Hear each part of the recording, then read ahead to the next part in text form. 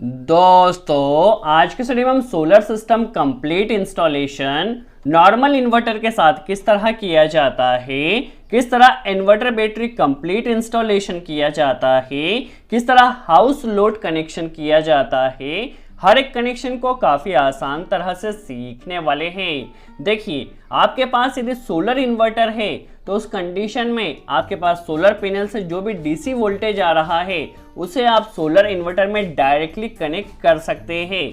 But यदि आपके पास solar inverter नहीं है, सोलर इन्वर्टर के प्लेस पर यदि आप नॉर्मल इन्वर्टर कनेक्ट करते हैं तो वहां पर आपको एक सोलर चार्ज कंट्रोलर कनेक्ट करना होता है।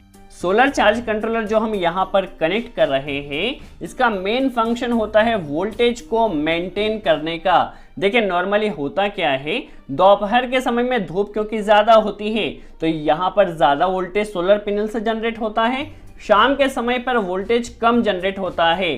तो उस कंडीशन में यहाँ पर क्योंकि हमें प्रॉपर वोल्टेज नहीं मिल रहा है तो यहाँ पर वोल्टेज को मेंटेन करने के लिए हम सोलर चार्ज कंट्रोलर कनेक्ट करते हैं जो कि हमें वोल्टेज को मेंटेन कर देता है।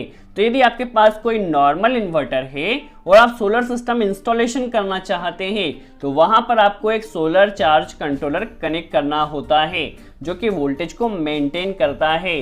अब देखिए, इस बैटरी को हमें जो हमारे पास मेन एमपीबी की सप्लाई आती है इससे भी चार्ज करना होगा और हमारे पास जो सोलर पैनल हमने कनेक्ट किया है सोलर पैनल से भी बैटरी को हमें चार्ज करना होगा।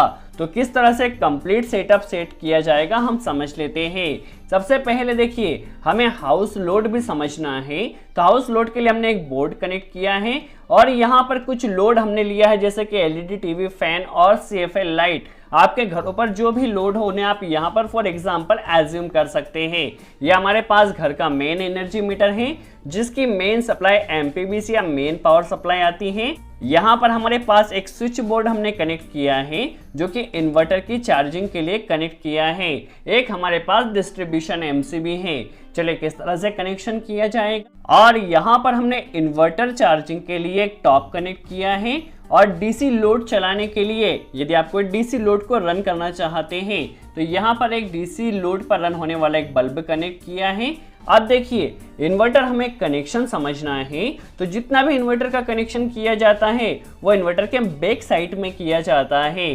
तो ये इन्वर्टर का हमारे पास बैक साइड है। देखिए, हमारे पास दो बैटरी में कनेक्ट होगी पॉजिटिव और नेगेटिव केबल।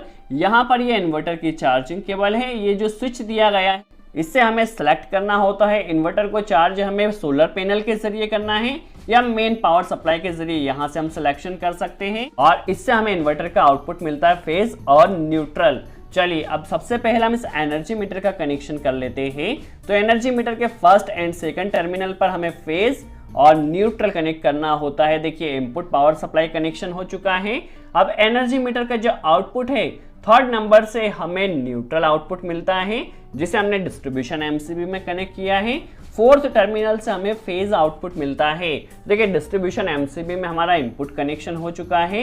अब जो हमारे पास डिस्ट्रीब्यूशन एमसीबी का आउटपुट होगा उसे लाकर हमें स्विच बोर्ड में कनेक्ट करना है क्योंकि इन्वर्टर को चार्ज हमें यदि एमपीबी या मेन सप्लाई से करना हो तो यहाँ से कर सकते हैं। तो उसके लिए देखिए, न्यूट्रल हम लाकर डायरेक्टली यहाँ पर कनेक्ट कर देते हैं। देखिए, न्यूट्रल डायरेक्टली कनेक्ट किया है।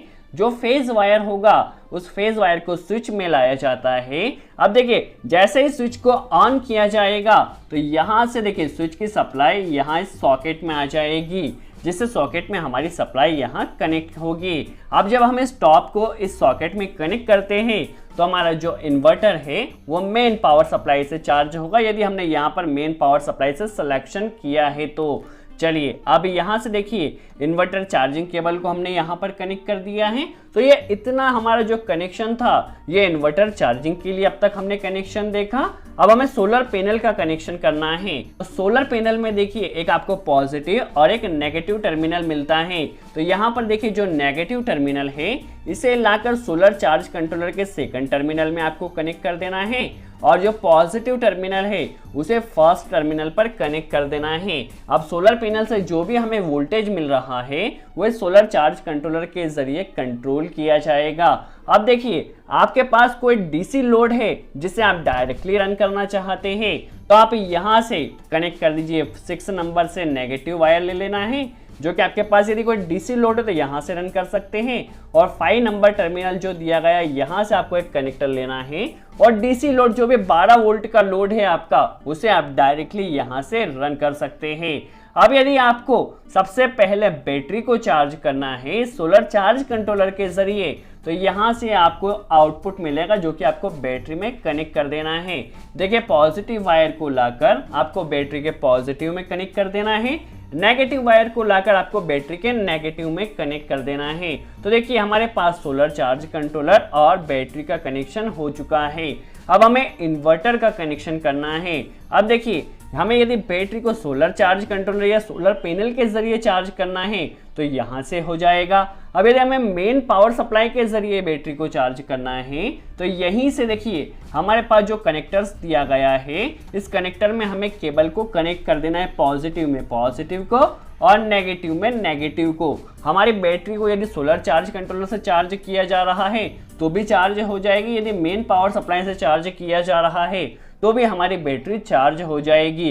बस फर्स्ट हमें यहाँ पर सिलेक्शन करना होगा बैटरी को हम चार्ज किस सोर्स के जरिए कर रहे हैं। देखिए हमारे पास इन्वर्टर एंड बैटरी कनेक्शन हो चुका है। अब हमारे पास जो भी हाउस लोड है, हाउस लोड का कनेक्शन किस तरह होगा समझ लेते हैं। सबसे पहले न्यूट्रल कनेक्शन समझते हैं। तो न्यूट्रल वायर को लाकर आपको सबसे पहले स्विच बोर्ड में कनेक्ट कर देना है। देखिए स्विच बोर्ड में यदि आपके पास इंडिकेटर है या कोई 2 पिन सॉकेट या 5 पिन सॉकेट है तो आपको न्यूट्रल स्विच बोर्ड में लाना पड़ता है। यदि आपके पास इंडिकेटर या सॉकेट नहीं है तो आपको स्विच बोर्ड तक न्यूट्रल लाने की कोई ज़रूरत नहीं है। देखिए न्यूट्रल सबसे पहले सॉकेट में कनेक्ट किया है, यहीं से न्यूट्रल हमारे पास फैन में हमने कनेक्ट कर दिया है, बल्ब में कनेक्ट कर दिया है और यहीं से इस एलईडी टीवी में कनेक्ट कर दिया है। तो हमारा न्यूट्रल का कनेक्शन कंप्लीट हो चुका है। अब हमें फेस कनेक्शन करना है। तो फेस वायर हमने लिया है, सबसे पहले स्विच के नीचे वाले सिरे पर हमें इसे कनेक्ट कर देना है। देखिए स्विच बोर्ड में अभी हमारे पास फेज आ चुका है। अब जितने भी स्विच है सभी स्विच के नीचे की तरफ हमें यहाँ पर देखिए इस तरह से लूपिंग कर देना है। देखिए इस तरह से हमारी लूपिंग हो चुकी है, सभी स्विच में नीचे की तरफ फेज आ चुका है। अब आपको देखिए जिस स्विच के जरिए जिस लोड को कंट्रोल करना है उसका कनेक्शन सिंपल सा आपको कर देना है। जैसा कि हमें देखिए इस स्विच के जरिए इस सॉकेट को कंट्रोल करना है तो सॉकेट में न्यूट्रल डायरेक्टली आ रहा है, फेज हमें देना है तो देखिए फेज स्विच में नीचे आया, जैसे स्विच को ऑन किया जाएगा यहाँ से फेज आएगा और यह जाएगा सॉकेट में। तो आप देख सकते हैं स्विच सॉकेट हमारा कनेक्शन हो चुका है। अब हमें देखिए यहाँ से इस टीवी का कनेक्शन करना है, टीवी में न्यूट्रल डायरेक्ट आया है और यहाँ से फेज जैसे स्विच को ऑन किया जाएगा तो यहाँ से फेज आ जाएगा, तो हमारा फेज का कनेक्शन हो चुका है। अब हमें एलईडी लाइट का कनेक्शन करना है तो न्यूट्रल डायरेक्ट आया है, फेज हमें यहाँ से कनेक्ट कर देना है। यहाँ पर एलईडी लाइट का कनेक्शन भी हो चुका है। अब हमें फैन कनेक्शन करना है, बट फैन रेगुलेटर के साथ करना है। तो रेगुलेटर में आपको 2 वायर्स दिए जाते हैं और फैन रेगुलेटर को हमेशा सीरीज में कनेक्ट किया जाता है। तो देखिए आपको जो रेगुलेटर का एक वायर दिया गया है, किसी भी एक वायर को लेकर आप स्विच में ऊपर वाले सिरे पर कनेक्ट कर दीजिए। देखिए रेगुलेटर का एक वायर का कनेक्शन हो चुका है। अब यहाँ पर रेगुलेटर का जो दूसरा वाला वायर बचा हुआ है उसे आपको जो फैन का हाफ वायर जो कि फैन तक जा रहा है उसमें आपको कनेक्ट कर देना है। तो आप देख सकते हैं हमारे पास फैन का कनेक्शन भी हो चुका है। सो इस तरह से आप किसी भी solar system connection normal inverter के साथ कर सकते हैं। यदि आपके पास कोई सोलर इन्वर्टर है तो वहां पर आपको सोलर चार्ज कंट्रोलर कनेक्ट करने की कोई ज़रूरत नहीं है। सो आई होप आपको क्लियर हो सोलर सिस्टम कंप्लीट इंस्टॉलेशन किस तरह किया जाता है। यदि वीडियो अच्छा लगा हो तो लाइक का बटन ज़रूर प्रेस करें, कोई डाउट हो तो कमेंट्स में ज़रूर पूछे। सो आज के लिए इतना ही।